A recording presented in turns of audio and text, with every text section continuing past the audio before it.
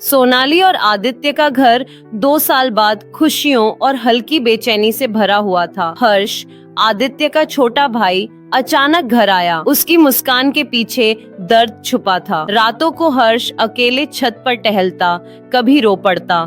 सोनाली ने उसका दिल संभाला, लेकिन आदित्य और हर्ष के बीच कुछ शब्द अधूरे रह गए। अंततः हर्ष ने सोनाली से कहा, भाभी, अगर मैं आपको कुछ बताऊं तो क्या आप किसी से कुछ नहीं कहेंगी? सोनाली ने वादा किया। फिर हर्ष चला गया और घर में खामोशी के साथ हल्की बेचैनी रह गई। अब आगे सुबह की हल्की धूप खिड़की से कमरे में फैल रही थी। सोनाली रसोई में नाश्ता बना रही थी, लेकिन मन कहीं और भटक रहा था। हर आवाज, हर हल्की हवा के झोंके में वही वाक्य सुनाई दे रहा था, भाभी, अगर मैं कुछ बताऊं तो क्या आप किसी से कुछ नहीं कहेंगी? सोनाली की आंखें बार बार खिड़की पर टिक जाती थीं। उसके दिमाग में हर्ष की हर बात घूम रही थी, हर मुस्कान, हर शब्द, हर सिसकियां। कभी कभी उसे लग रहा था कि घर अब खाली नहीं है। हर्ष कहीं उसके पास है, उसकी यादों में। आदित्य टिफिन बंद करते हुए आया। सोनाली, इतनी चुप क्यों हो आजकल? सब ठीक तो है? सोनाली मुस्कुराई। हाँ, सब ठीक है, लेकिन उसकी मुस्कान अधूरी थी। ठीक है, तो ऐसे मत रहो। जब से हर्ष गया है तुम बहुत बदली बदली सी लग रही हो, आदित्य ने मजाक में कहा। सोनाली सिर झुकाकर बोली, शायद आदत हो गई थी ना उसकी मौजूदगी की। आदित्य ने मुस्कुराते हुए कहा, भाई है मेरा, आएगा फिर से मिलने। वो ऑफिस चला गया और सोनाली की आंखें फिर से खिड़की पर टिक गईं। दोपहर के करीब फोन बजा। स्क्रीन पर नाम चमक रहा था, हर्ष। सोनाली के हाथ अपने आप कांप गए। उसने धीरे से कॉल रिसीव किया। भाभी, कैसी हैं आप? हर्ष की आवाज में वही मासूमियत थी। सोनाली धीरे से बोली, ठीक हूँ बेटा, तुम बताओ? मैं भी ठीक हूँ, बस एक बात करनी थी आपसे। कहो।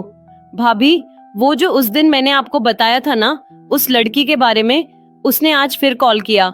सोनाली चौंक गई। क्या कहा उसने? कहा कि उसे पछतावा है, वो मुझसे मिलना चाहती है। सोनाली कुछ पल चुप रही, फिर बोली, हर्ष, ध्यान से सोचना, जो एक बार भरोसा तोड़ दे वो फिर से वही कर सकता है। हर्ष ने कहा, मुझे नहीं पता भाभी, शायद मैं अब भी उसे भूल नहीं पाया हूँ। सोनाली ने बस इतना कहा, प्यार अगर तकलीफ दे तो वो सजा बन जाता है, इबादत नहीं। कॉल कट गई। अब सोनाली के मन में अजीब सी बेचैनी बैठ गई। समय बीतता गया। हर्ष कभी कभी सोनाली को कॉल करता, सिर्फ हालचाल पूछने के लिए। सोनाली भी बड़ी बहन की तरह उससे बात करती, लेकिन कहीं अंदर से वह हर कॉल के इंतजार में रहने लगी थी। वो खुद से पूछती, ऐसा क्यों हो रहा है मुझसे? फिर तुरंत खुद को समझाती, नहीं, मैं कुछ गलत नहीं सोच रही। लेकिन दिल और दिमाग में जंग चल रही थी। एक रविवार को आदित्य ने कहा, सोनाली, कल ऑफिस ट्रिप पर जा रहा हूँ 2 दिन के लिए। सोनाली ने कहा, ठीक है, ध्यान रखना। रात हुई, आदित्य चला गया। अगली सुबह दरवाजे की घंटी बजी। सोनाली ने खोला, सामने हर्ष था। वो बोला, भाभी, सरप्राइज। सोनाली हैरान रह गई। अरे, तुमने बताया क्यों नहीं कि आ रहे हो? सोचा आपको चौंका दूं। और भाभी, वो लड़की, उसने फिर धोखा दिया। इस बार तो मैं टूट ही गया। सोनाली ने देखा, उसकी आंखें लाल थीं, चेहरे पर उदासी। अंदर आओ हर्ष, बैठो। वो बैठ गया। सोनाली ने चाय बनाई और दोनों चुपचाप बैठे रहे। चाय की भाप में जैसे कई अधूरे जज्बात तैर रहे थे। कुछ देर बाद हर्ष बोला, भाभी, क्यों लोग सच्चे दिल वालों को ही दर्द देते हैं? सोनाली ने कहा, क्योंकि सच्चे लोग शिकायत नहीं करते, बस सहते रहते हैं। हर्ष ने अचानक कहा, आप समझती हैं मुझे, इसलिए शायद आपकी बातों में सुकून मिलता है। सोनाली के हाथ से कप गिरते गिरते बचा। उसने नजरें झुका ली। हर्ष, मैं तुम्हारी भाभी हूँ। हर्ष बोला, मुझे पता है, पर दिल रिश्ते नहीं देखता ना भाभी। कमरे में सन्नाटा फैल गया। सोनाली ने गहरी सांस ली और बोली, ये बात दोबारा मत कहना हर्ष। जो लकीरें भगवान बनाता है उन्हें मिटाने की कोशिश मत करना। हर्ष उठकर चला गया। सोनाली के कानों में बस वही शब्द गूंजते रहे, दिल रिश्ते नहीं देखता भाभी। उस रात सोनाली सो नहीं पाई। हवा में अजीब सी घुटन थी। वो सोच रही थी, क्या मैं ही गलत हूँ या बस एक मासूम लड़के की गलत समझ। आदित्य का फोन आया। सोनाली, सब ठीक है ना? हाँ, सब ठीक है, उसने कहा, लेकिन आवाज कांप रही थी। वो नहीं जानती थी कि हर्ष अब कहाँ गया है। फोन भी अगले दिन नहीं उठा। 3 दिन बाद दरवाजे पर दस्तक हुई। आदित्य की माँ सावित्री देवी अरे बहू, बेटा तो काम में लगा रहता है, सोचा मैं आ जाऊं कुछ दिन तुम्हारे पास। सोनाली मुस्कुराई और पैर छुए। सावित्री देवी बहुत चालाक और समझदार थीं। उनकी नजर घर के माहौल पर पड़ी। सब कुछ सामान्य नहीं लग रहा था। रात को खाने के बाद उन्होंने धीरे से पूछा, सोनाली सब ठीक तो है? तू कुछ परेशान लगती है। सोनाली झूठी मुस्कान के साथ बोली, नहीं माँ जी, सब ठीक है। लेकिन सावित्री देवी की नजर तेज थी। उन्हें लगा कुछ छुपाया जा रहा है। अगली सुबह सावित्री देवी बरामदे में बैठी थीं। सोनाली का मोबाइल बजा। स्क्रीन पर हर्ष का नाम। सावित्री देवी ने अनजाने में कॉल उठा लिया। भाभी, आपने कहा था ना किसी से कुछ नहीं कहेंगी, फिर आपने मुझे क्यों दूर कर दिया? सावित्री देवी सन्न रह गईं। उन्होंने फोन धीरे से रख दिया। दिल में शक की लकीरें उभर आईं। शाम को उन्होंने सोनाली से कुछ नहीं कहा, लेकिन चेहरे पर सख्ती थी। रात को जब सब सो चुके थे, सावित्री देवी सोनाली के कमरे में आईं। बहू, मुझसे सच सच बता, हर्ष से तेरी क्या बात है? सोनाली घबरा गई। माँ जी, आप क्या कह रही हैं? क्यों झूठ बोलती है? उसने खुद कहा। भाभी, आपने वादा किया था, क्या मतलब है इसका? सोनाली की आंखें भर आईं। माँ जी, आपने जो सुना वो अधूरा सच है। हर्ष बहुत टूटा हुआ था। मैंने बस उसे संभाला जैसे कोई बड़ी बहन करती है, लेकिन उसने कुछ गलत समझ लिया। सावित्री देवी का चेहरा थोड़ा नरम पड़ा। देख बहू, तू मेरी बहू ही नहीं, मेरी बेटी जैसी है। लेकिन ऐसे रिश्ते बहुत नाजुक होते हैं, जरा सी गलती और बदनामी। सोनाली ने सिर झुका लिया। मैंने कुछ गलत नहीं किया। सावित्री देवी ने हाथ पकड़कर कहा, मैं जानती हूँ, लेकिन अब सब ठीक करना तेरे ही हाथ में है। 3 दिन बाद मुंबई पुलिस का फोन आया। आदित्य ने रिसीव किया।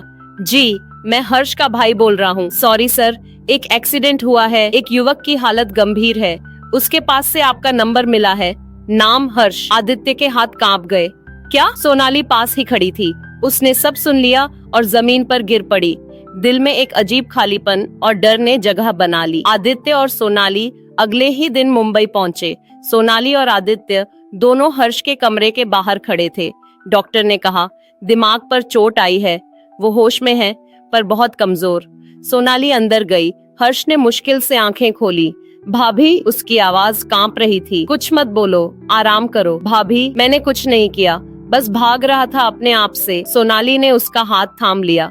सब ठीक हो जाएगा बेटा। हर्ष मुस्कुराया। आपने कहा था ना, दर्द बांटने से आधा हो जाता है। आज सच में हल्का लग रहा है। उसकी आंखें धीरे धीरे बंद हो गईं। सोनाली चीख पड़ी, हर्ष, आंखें खोलो बेटा। डॉक्टर भागे आए। कुछ देर बाद बाहर आकर बोले, वो अब खतरे से बाहर है। सोनाली और आदित्य ने राहत की सांस ली, लेकिन दोनों जानते थे अब कहानी अपने सबसे भावनात्मक मोड़ पर पहुंच चुकी है। 2 दिन बाद हर्ष होश में आया। उसने आदित्य और माँ की ओर देखा। भाई, माफ करना। किस बात की माफी? आदित्य ने पूछा। मैंने भाभी से जो महसूस किया वो मेरा भ्रम था। वो सिर्फ मेरी सच्ची दोस्त थी, एक माँ जैसी। मैं ही कायर था जो अपनी कमजोरी को प्यार समझ बैठा। सावित्री देवी रो पड़ी। बेटा, अब सब भूल जा। सोनाली ने मुस्कुराते हुए कहा, अब तुझे सिर्फ एक वादा निभाना है, अपनी जिंदगी को दोबारा जीना है। हर्ष ने सिर हिला दिया। उसके चेहरे पर शांति और हल्की मुस्कान थी। कुछ महीनों बाद हर्ष अब पूरी तरह ठीक था। उसने नई नौकरी ज्वाइन कर ली थी और अपने शहर से दूर रहने लगा। वो हर महीने अपनी भाभी को चिट्ठी लिखता, भाभी, अब मैं ठीक हूँ। आप जैसी शख्सियत हर किसी को नहीं मिलती, लेकिन मैं हमेशा आपकी सीख और प्यार याद रखूंगा। आप हमेशा मेरे दिल की इज्जत रहेंगी। आपका छोटा हर्ष। सोनाली हर बार मुस्कुरा देती और चिट्ठी को भगवान के आगे रख देती। रात का वक्त था। सोनाली बालकनी में खड़ी थी। हवा उसके बालों से खेल रही थी। आदित्य पीछे से आया, उसके कंधे पर हाथ रखा। अब सब ठीक है ना? सोनाली ने मुस्कुराकर कहा। हाँ, अब सब ठीक है। कभी कभी कुछ रिश्ते होते हैं जो समाज की नजरों में नहीं, बस आत्मा में जीते हैं। आदित्य ने पूछा, और वो वादा? सोनाली ने आसमान की ओर देखा और धीरे से बोली, देवर जी, मैं किसी से कुछ नहीं कहूंगी, क्योंकि कुछ बातें बताने के लिए नहीं, बस समझने के लिए होती हैं। कुछ रिश्ते अधूरे रहकर भी पूरे लगते हैं। तो दोस्तों, ये थी आज की कहानी। अगर आपको ये सफर अच्छा लगा हो तो कहानी की बागिया को जरूर सब्सक्राइब करें। अगली मुलाकात नई कहानी के साथ होगी। तब तक के लिए नमस्कार, क्योंकि कहानियों का सफर कभी खत्म नहीं होता और यही है कहानी की बगिया की पहचान।